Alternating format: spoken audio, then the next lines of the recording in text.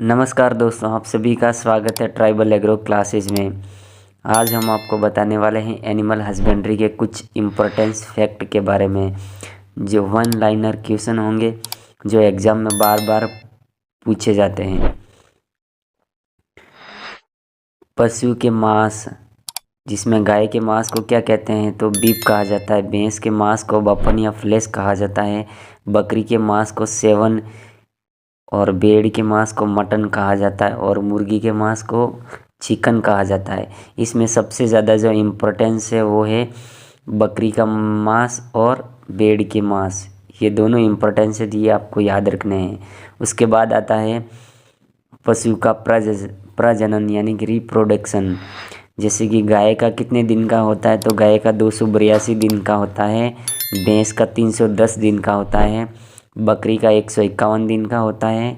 भेड़ का 147 दिन का होता है और ऊँट का 390 से 410 दिन का होता है। और मुर्गी का सबसे कम होता है, कितना तो 21 दिन का होता है।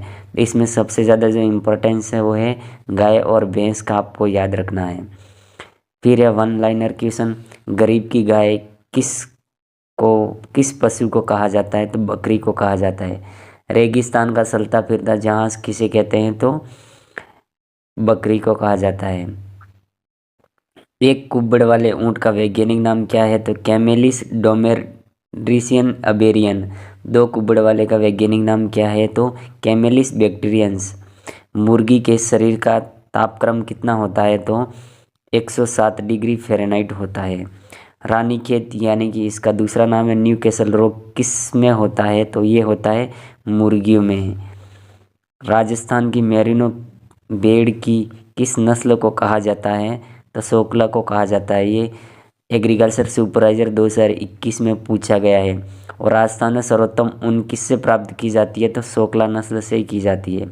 22 साल के लिए प्रसिद्ध गाय की नस्ल कौन सी है तो कॉकरेज है, ये भी इम्पोर्टेंस है। भैंस की किस नस्ल के दूध में सर्वाधिक वसा पाई जाती है, बदावरी में पाई जाती है, ये भी इम्पोर्टेंस है।